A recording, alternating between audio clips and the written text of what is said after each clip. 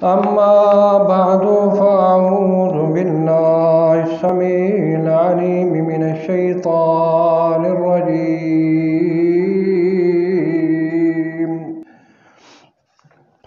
يا أيها الذين آمنوا إذا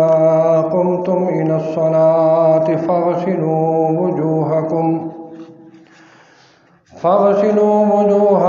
وأيديكم إلى المرافق وامسحوا برؤوسكم وأرجلكم إلى الكعبين.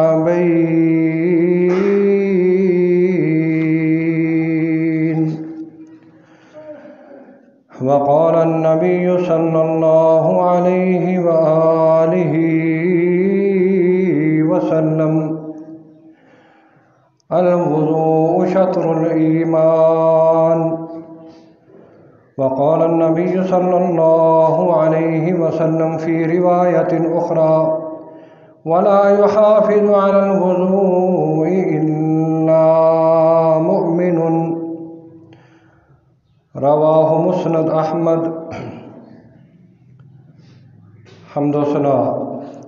اللہ وحدہ لا شریک دی ذات واسطے، بے شمار لا تعداد درود و سلام سید الاولین والمرسلین امام الانبیاء محمد الرسول اللہ صلی اللہ علیہ وسلم کی ذات اقدس مقدس مطہر کے لیے۔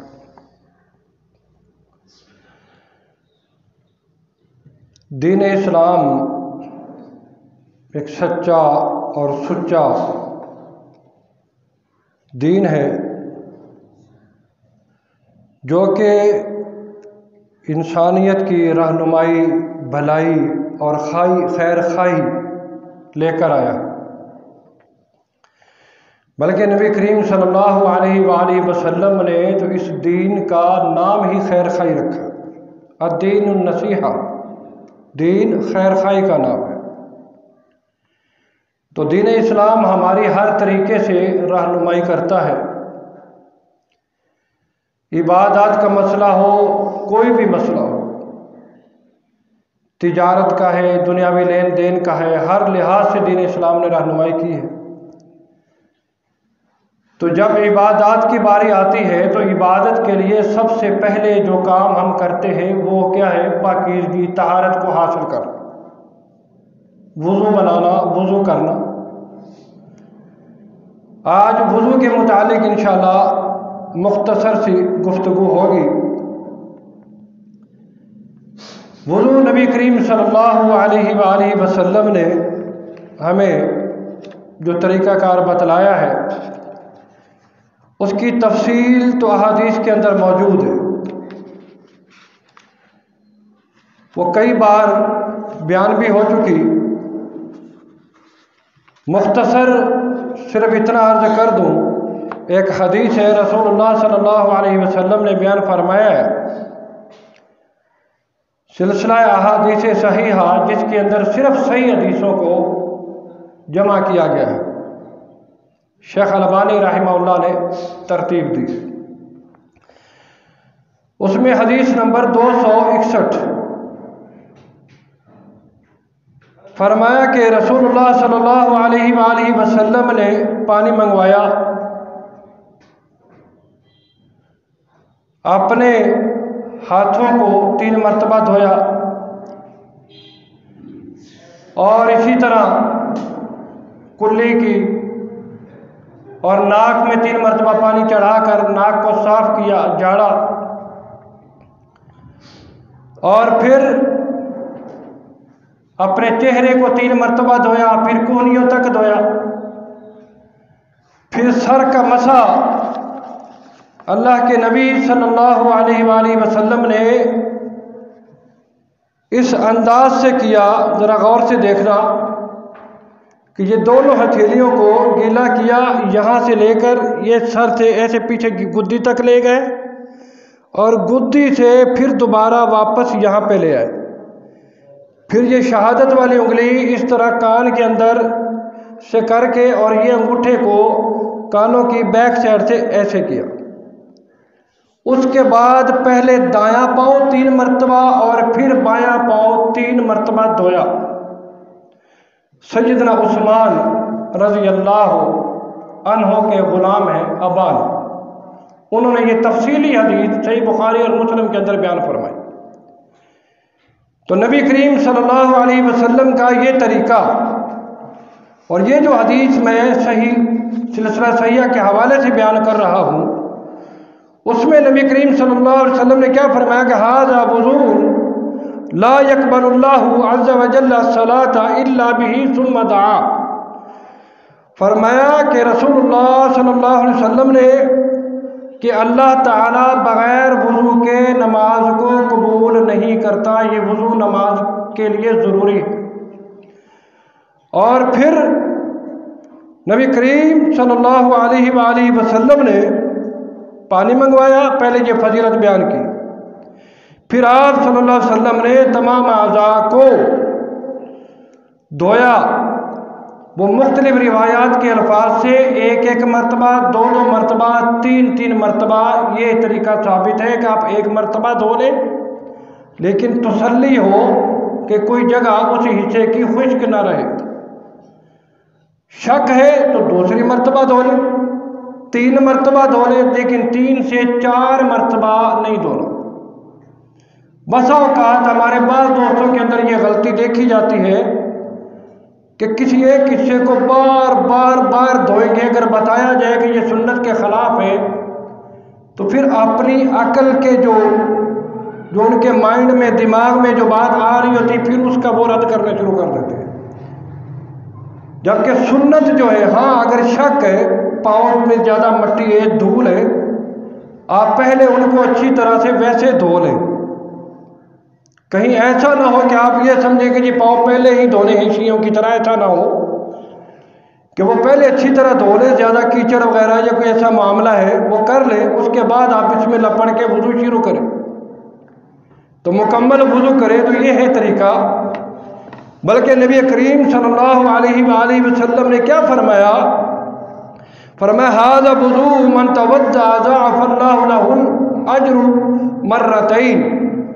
فرمایا کہ نبی کریم صلی اللہ علیہ وآلہ وسلم نے کہ یہ وہ وضو ہے کہ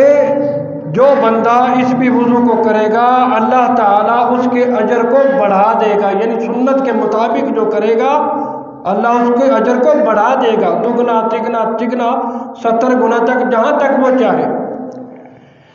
پھر نبی علیہ الصلوۃ والسلام نے کیا فرمایا؟ ھذا وضوء نبیکم والنبیین قبلہ،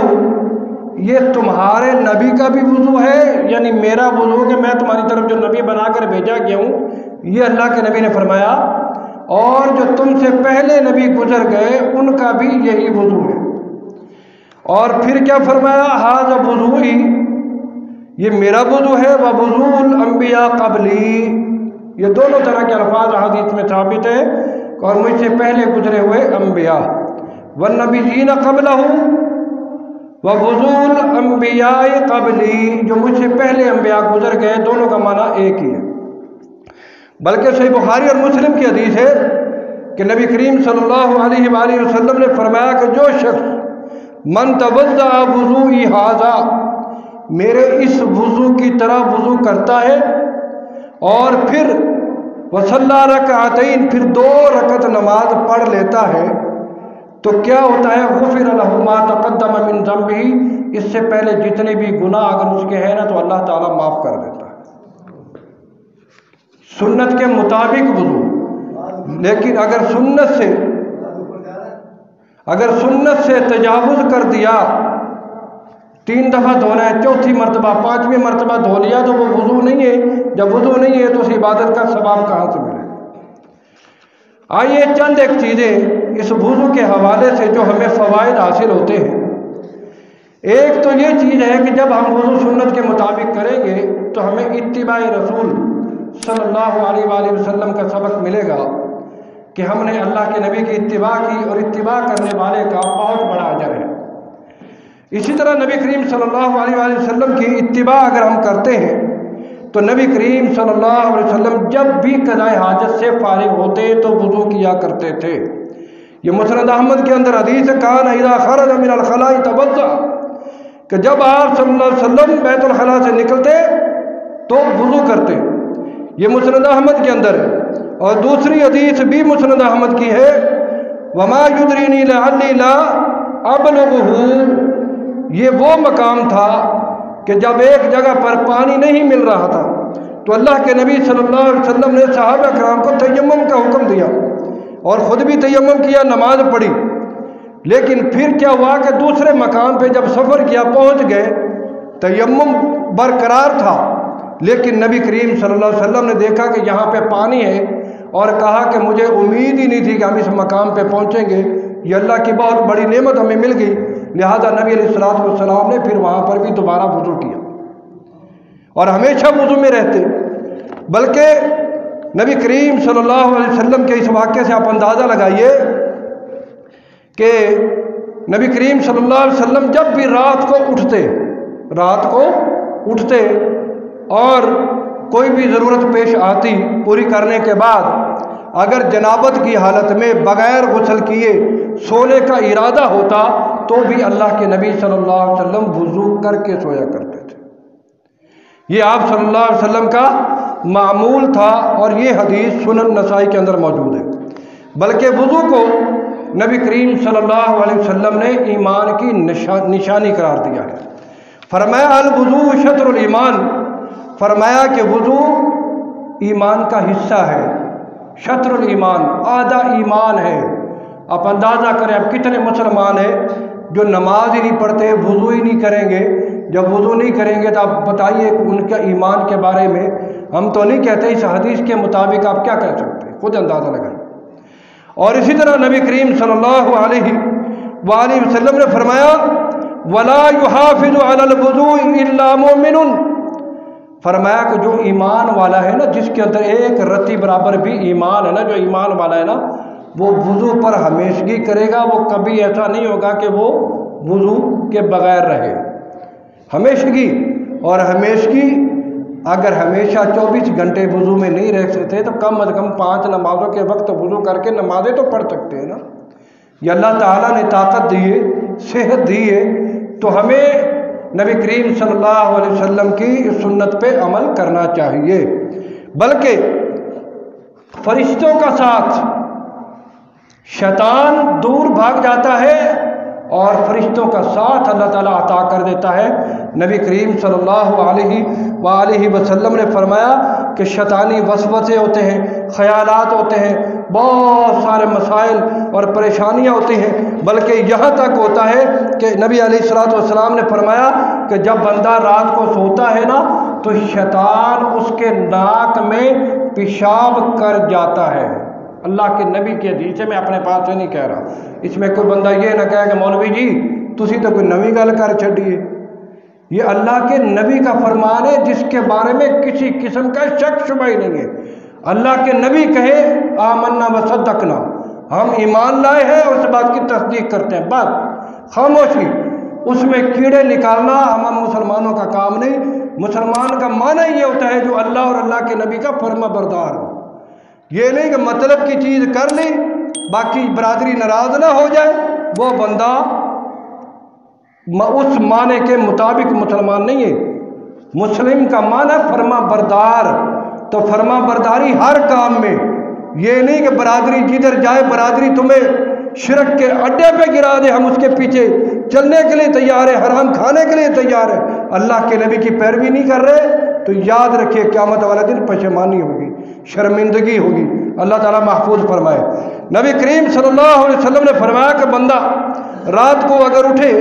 اور اٹھنے کے ساتھ ہی اس نے اگر وضو کیا ہے تو اللہ تعالیٰ اپنی رحمت کے فرشتوں کے ذریعے سے فرشتوں کو مقرر کرتا ہے اور شیطان کی وہ لگائی ہوئی جو گرہ ہے اس کو لٹا دیتا ہے، اور پھر جب بندہ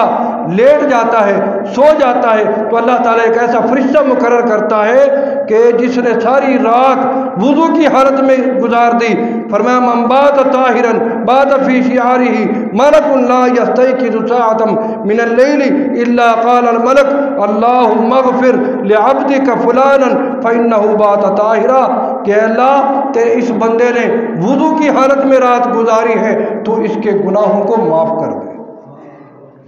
جو بندہ وضو کی حالت میں رات گزارے گا، رات کو اٹھا وضو کر لیا، اللہ تعالیٰ فرشتے کو مقرر کرتا ہے، وہ اس کے لیے مغفرت کی دعا کرتا رہتا ہے۔ اسی طرح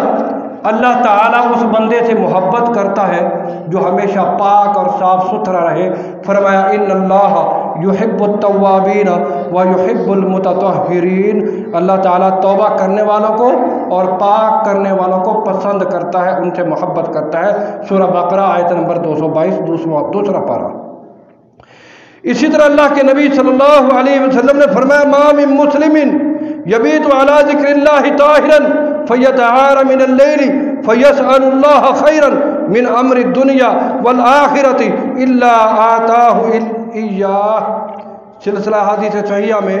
3288 نمبر حدیث، نبی کریم صلی اللہ علیہ وسلم نے فرمایا جو مسلمان بھی اللہ کو یاد کرتے ہوئے، اللہ کا ذکر کرتے ہوئے وضو کی حالت میں رات گزارتا ہے، رات کی کسی گھڑی کو بیدار ہو جاتا ہے، تو اللہ تعالیٰ اسے دنیا اور آخرت کی بھلائی کا وہ اللہ تعالیٰ سے سوال کرتا ہے، تو اللہ تعالیٰ اسے ضرور بالضرور وہ بھلائی عطا کر دیتا ہے، حتیٰ کہ وہ کوئی بھی اللہ تعالیٰ سے دعا مانگتا ہے تو اللہ تعالیٰ اس کی دعا کو قبول کرتا ہے۔ اسی طرح نیکیاں مختصر کروں کہ اللہ کے نبی صلی اللہ علیہ وآلہ وسلم نے فرمایا، صحیح مسلم کی حدیث 654 نمبر حدیث، فرمایا جو بندہ گھر سے وضو کر کے مسجد کی طرف آتا ہے، ہر قدم کے بدلے ایک ایک نیکی لکھ دی جاتی ہے۔ مساجد میں وضو خانوں کا بننا یہ ایمرجنسی کے لیے، کوئی مسافر آ جائے یا اللہ نہ کرے مسجد میں بیٹھے وضو ٹوٹ گیا تاکہ وہ وضو کر سکے، اصل فضیلت گھر سے وضو کر کے آئے۔ ہاں ایک بندہ بیماری ہے، مرض ہے، گیس کا مرض ہے، راستے میں وضو ٹوٹ جاتا ہے، لیکن اگر وہ اس نیت سے وضو کر کے نکلے کہ مجھے اجر ملے، اس کی اس نیت کا اجر اس کو ملے گا، بھلے راستے میں ٹوٹ گیا، دوبارہ آ کر مسجد میں وضو کر لے، اللہ تعالیٰ اس اجر سے نوازیں گے۔ اور اسی طرح گناہوں کی بخشش، اللہ کے نبی نے فرمایا کہ جو شخص وضو کرتا ہے اور وضو کرنے کے بعد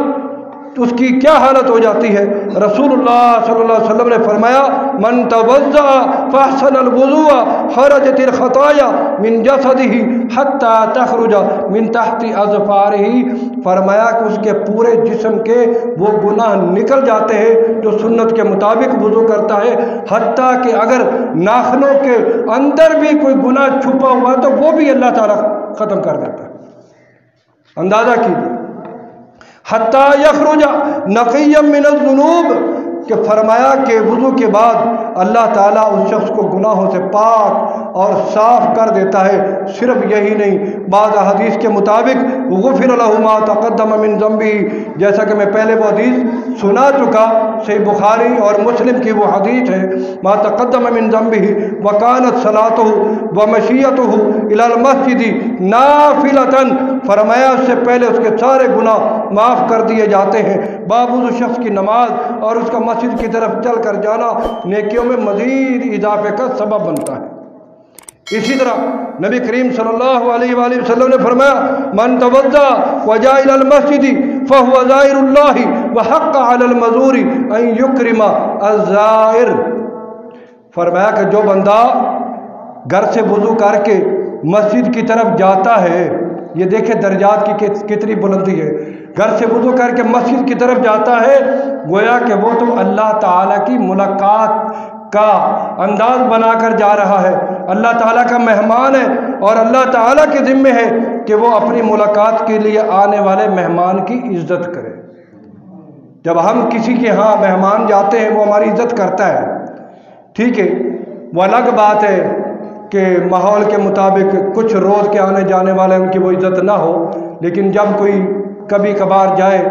تو کتنی عزت ہوتی ہے، تو اللہ تعالیٰ اپنے مہمان کی کس طرح عزت نہیں کرے گا؟ جو مسجد میں نماز کے لیے آتا ہے وہ یوں سمجھو اللہ تعالیٰ کا مہمان بن کر آتا ہے۔ تو ہم میں کوئی ہے جو اللہ کا مہمان بننا پسند کرے؟ ہم پسند ہی نہیں کرتے اس بات کو کہ ہم اللہ کے مہمان بنیں۔ دنیا میں کسی کے مہمان بن جاتے ہیں تو کیا کتنا فخر کرتے ہیں، یار فلاں جگہ پہ گیا تھا، اس نے بڑی میری خدمت کی۔ تو جو اللہ تعالیٰ 700 گنا نیکیاں ہمیں دیتا ہے اس کو ہم پسند ہی نہیں کرتے۔ اللہ کے نبی صلی اللہ علیہ وسلم نے فرمایا کہ مومن کا زیور یہ ہے جو وضو وہ کرتا ہے، قیامت کا دن ہوگا جب اللہ کے ہاں حاضر ہوں گے تو نبی کریم صلی اللہ علیہ وآلہ وسلم نے فرمایا انتم الغر المحجلون یوم القیامت من اسباغ الوضو، فرمایا کہ جہاں جہاں تک تمہارے وضو کا پانی پہنچا ہوگا وہاں وہاں تک اللہ تعالیٰ تمہیں وہ زیور، جنت کے زیور پہنائے گا اس مومن بندے کو۔ غر محجلین، اندازہ کرو کہ یہ وضو کی وجہ سے یہ چمک وہاں تک پہنچے گی۔ صرف یہی نہیں، اللہ کے نبی صلی اللہ علیہ وآلہ وسلم نے فرمایا جو بندہ وضو کرے سنت کے مطابق اور پھر اس کے بعد وہ دعا پڑھتا ہے اشہد ان لا الہ الا اللہ واشہد ان محمدا عبدہ ورسولہ، فرمایا اس کے لیے جنت کے 8 دروازے کھول دیے جاتے ہیں۔ صرف یہی نہیں، اللہ کے نبی نے فرمایا ایسا شخص جس نے اچھی طرح وضو کیا پھر نماز کے لیے مسجد کی طرف نکلا اور اگر اسی کیفیت میں اس کو موت آ گئی، راستے میں اللہ نہ کرے اس کو موت آ گئی، کیوں وقت مقرر ہے نا، کیا پتہ کہاں پر آ جائے۔ ہم کوئی چیز خریدتے گارنٹی مانگتے، اپنی زندگی کی گارنٹی نہیں، کیا پتہ ہے کس وقت وہ چیز خرید کر دکان سے ہم نکلے ہماری موت واقع ہو جائے، سال کی گارنٹی ملی ہوئی۔ لیکن فرمایا کیا گھر سے وضو کر کے نکلے، مسجد کی طرف آئے، راستے میں اگر بالفرض اس کی موت آ گئی تب کیا ہے؟ تو وَكَانَ ضَامِنًا عَلَى اللَّهِ أَن يُدْخِلَهُ الْجَنَّةَ، فرمایا یہ اللہ کے ذمے ہے کہ اللہ تعالیٰ اپنے اس بندے کو جنت میں داخل کر دے۔